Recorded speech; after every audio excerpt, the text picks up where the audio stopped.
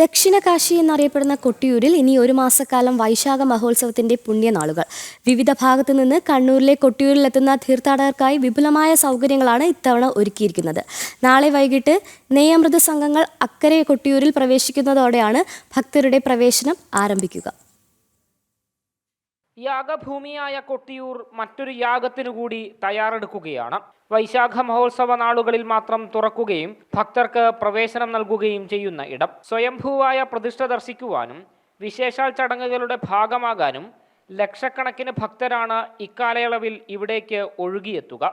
ഭക്തരെ വരവേൽക്കാനുള്ള ഒരുക്കങ്ങൾ അവസാന ഘട്ടത്തിലാണ്. പരാതികളില്ലാതെ തീർത്ഥാടന കാലം പൂർത്തിയാക്കാനുള്ള ശ്രമത്തിലാണ് ക്ഷേത്രം അധികൃതർ. ഏറെക്കുറെ ഒരുക്കങ്ങളൊക്കെ പൂർത്തിയായിട്ടുണ്ട്.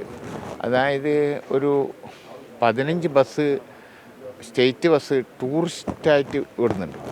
ആ 15 ബസ്സിന് പാർക്ക് ചെയ്യാൻ വേണ്ടിയിട്ട് നീണ്ടു നോക്കിയിൽ നമ്മൾ സ്ഥലം എടുത്തിട്ടുണ്ട്. ആ സൗകര്യങ്ങളൊക്കെ ചെയ്തിട്ടുണ്ട്. ഒരു കൊല്ലത്തിനുള്ളിൽ ചെയ്യാവുന്ന കുറേയധികം ബാത്റൂമുകൾ ഉണ്ടാക്കിയിട്ടുണ്ട്.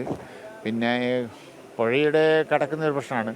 അതിനുവേണ്ടി ഏതാണ്ട് 3 കോടി രൂപയോളം വില വരുന്നൊരു പാലപ്പ് ഉണ്ടാക്കിയിട്ടുണ്ട്. വൈശാഖ മഹോത്സവത്തിലെ പ്രധാന ചടങ്ങായ നെയ്യാട്ടം നാളെ നടക്കും. വയനാട്ടിലെ മുതിരേരിക്കാവിൽ നിന്ന് പരാശക്തിയുടെ വാൾ എഴുന്നള്ളിച്ച് സന്ധ്യയോടെ ഇക്കര സന്നിധിയിൽ എത്തിക്കഴിഞ്ഞ ശേഷമാണ് നെയ്യമൃത് സംഘങ്ങൾ നെയ്യാട്ടത്തിനായി എഴുന്നള്ളിച്ചെത്തിയ നെയ്ക്കുടങ്ങളുമായി അക്കര സന്നിധിയിൽ പ്രവേശിക്കുക. ഇനി ഒരു മാസക്കാലം ഒരു നാടൊന്നാകെ യാഗഭൂമിയാകുന്ന കാലമാണ്.